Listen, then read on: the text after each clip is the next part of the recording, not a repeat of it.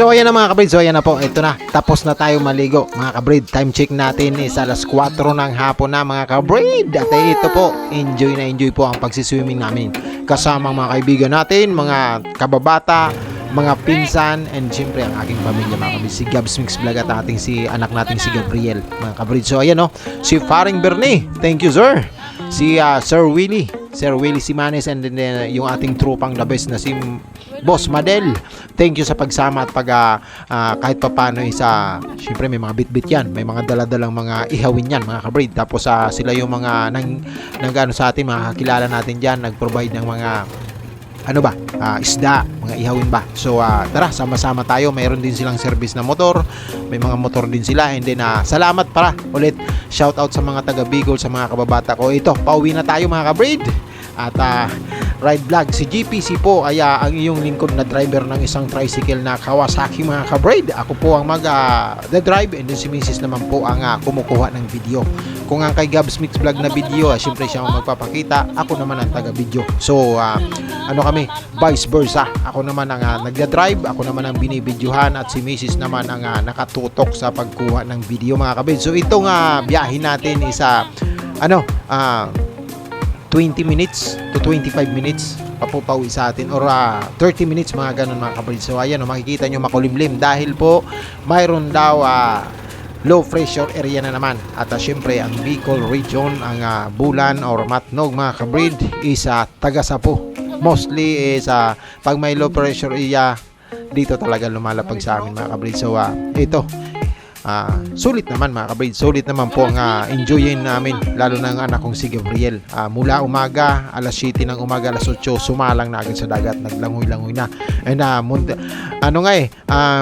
tanghaling tapat, na siya marunong na lumangoy, marunong na mag-dive siya sa ilalim marunong hawak-hawak niya lang ilong niya. Tinuturuan ko lang ipitin mo lang ang ilong mo, tapos pwede ka nang mag-lublob sa ilalim ng dagat. So natuto agad. So ang mga pinsanin niya kasi marunong nang lumangoy, kasi syempre malapit sila sa dagat. Si Mitch tsaka si Alexa, siya yung kalalay nila, dalawang babae nating pamangkin mga kabrid. So ayan, tinuruan ng anak ko, marunong nang lumangoy ang anak ko mga kabrid. Marunong na siyang langoy-langoy ba, yung lumulublob sa ilalim ng dagat at medyo kumakampay na parang palaka mga kabrid. Ayun, marunong na po siya. So thank you sa inyo, salamat sa pinsang kong si Ate Litlit Agnes Balisteros mga kabrid. Maraming thank you sa accommodation, pagtanggap sa amin, and then magandang pakikisama mga kabrid. So siyempre pinsan natin, asikaso talaga tayo. Maraming salamat, bawit na lang kami next time mga kabrid. At yung mga pag-prepare ng mga foods, mga alimasag, pusit, mga ganon, tapos kung ano-ano pa mga kabrid. So maraming thank you. So sa kanya din yung sa asawa ng pinsan namin ng tricycle, hiniram niya, ako ang nag-drive pa uwi mga kabrid. So ayun yung boulevard or yung lakaran mga kabrid, Bayside na sinasabi. So tara, simple lang ang paglalathala natin. Pasensya na kayo sa cameraman namin, at hindi naman kami mga pro na sinasabi, hindi kami magagaling magkuha ng video. Yung tama lang, eksaktuhan lang, yung totoo lang na sinasabi mga kabrid. Yung hindi naman tayo magaling, hindi naman tayo tamang paglalathala lang mga kabrid. So maraming thank you sa pagsabay dyan, kaway-kaway kayo dyan, and then tuloy-tuloy lang. Laging nakikita ko sa aming pag-vlog ang presensya ni Sir Dennis Vlog, Ma'am Lilith, Sir Saijin, ayan ang mga kaibigan natin. Maraming salamat yung mga members natin na patuloy nating pinipilit na sabayan, sila Elsa Channel, Gina Mix Vlog, marami pa. Ayan sila, OC Pinay, ayan, Sir Etnad TV, Nelson Mix Vlog. Maraming thank you sa padalas niyong pagsabay-sabay sa akin at ang ating mga kaibigan dyan.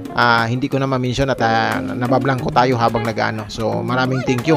Tuloy lang, mag-comment lang at i-maintain lang natin ang pakikipag-engage sa bawat isa. Tuloy-tuloy lang. Yung mga members namin, tama na po, hindi na po tayo magdadagdag at marami-rami ng members natin. 10 na mga kabrid.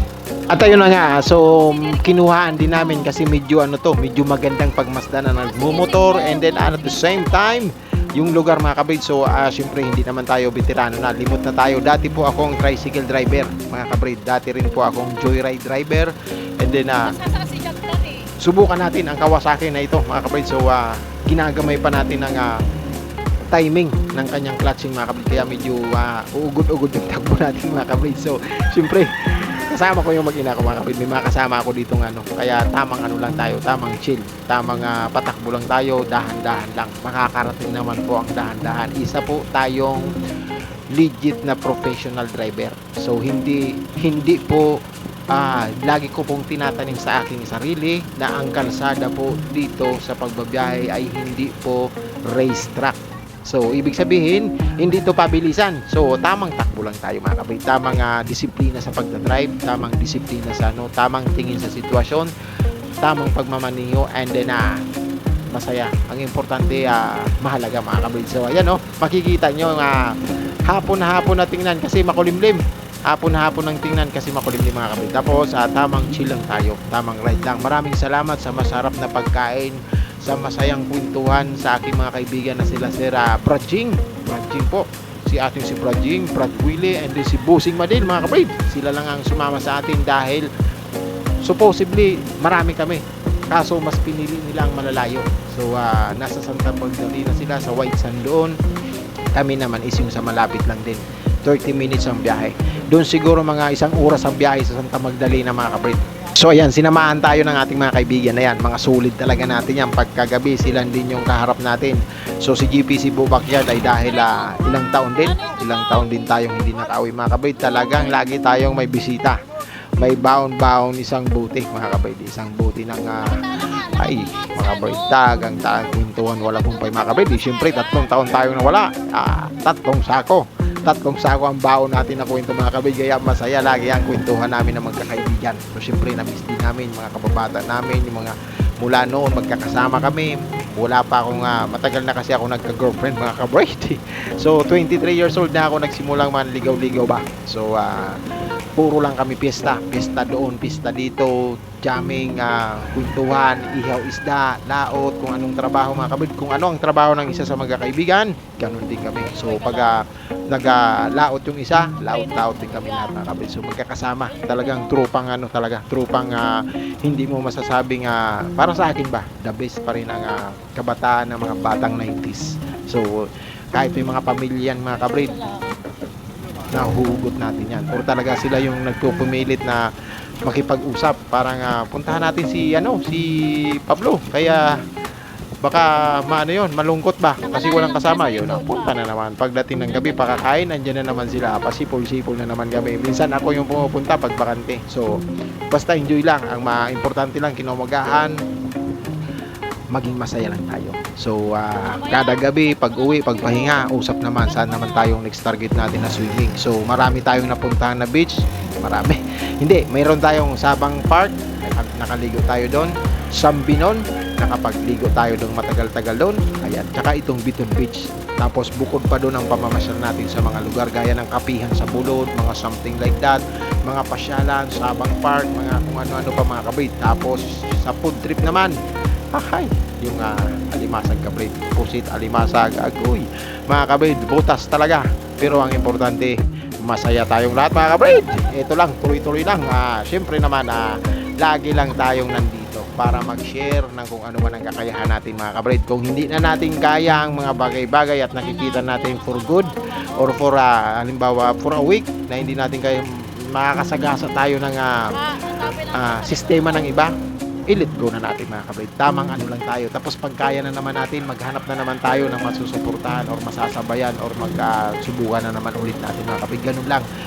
It's either na mas maganda po para sa akin na i-let go ang mga bagay-bagay na hindi natin kayang i-maintain mga kabrid. So masaya ako doon.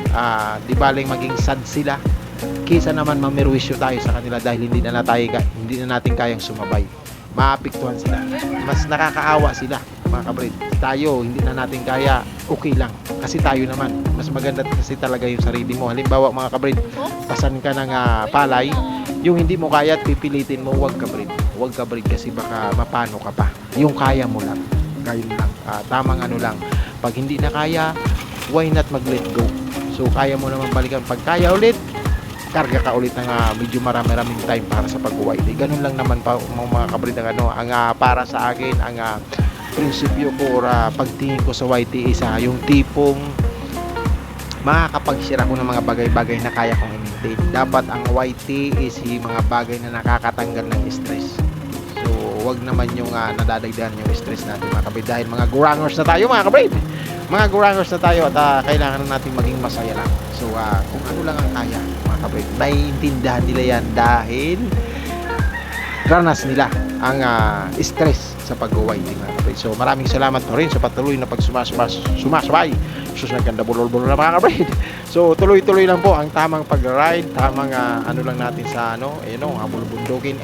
Mataas na lugar na to mga kabrid, below na to, below the madudungawan mo na yung mga bundok-bundok ba. So mga akyat, Bicol talaga mostly is composed of mga mountains mga kabrid, mountains, dagat, mountains. Kaya pag nag-ride ka, antimano na nakaka-elevate ka sa lugar. So magandang mag-ride, magandang mag-video, magandang nagkataon lang kabrid na may low pressure, ito makulimlim, pero mas okay ito mga kabrid dahil ilang araw din na grabing tagaktak ng init mga kabrid, hindi maganda yung sobrang init naman mga kabrid. So ayan ang sarap mga kabrid, ang sarap ng feeling mga kabrid, maka-experience ng mga dagat, tapos masasarap na pagkain, yung mga fresh.